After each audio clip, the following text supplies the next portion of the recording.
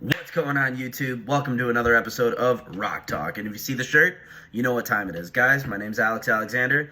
Let's get to the video.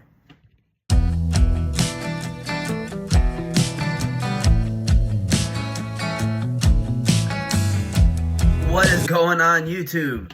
Alright, so today we're discussing one of my, honestly, it's one of my favorite albums. It's by a band, you know it, Aerosmith. Alright, this is Draw the Line. Guys, check out the cover here. On the back is the song list. Guys, this album is so cool, and I love this. This is a hand-drawn album cover that an artist did that the band loved.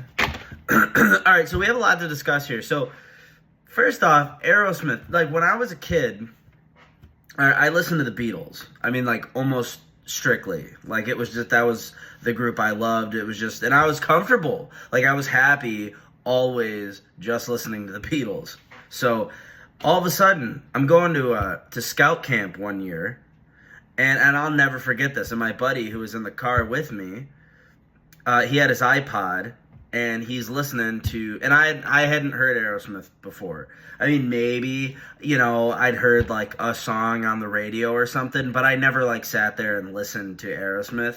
So I'm hanging out in the car just, you know, on the way to scout camp, and all of a sudden, I see him listening to, you know, a song, and I'm like, oh, what is that? It sounds cool, you know? And I took the other earbud, and I put it in, and I heard Aerosmith for the first time, and it was Toys in the Attic.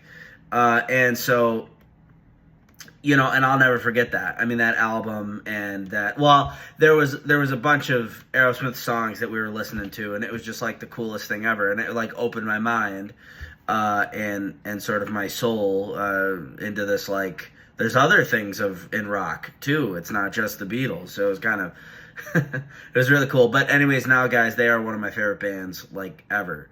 Okay, so let's talk about them.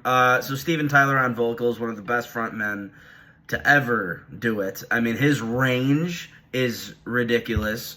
I love his melodies, though. I mean, he is so amazing. His father was a classical pianist, and he, you know, as he says in this documentary that I watched, you know, he took his father's melody and added it to sort of this groove, sort of bluesy style, and it became what Aerosmith is and that we love.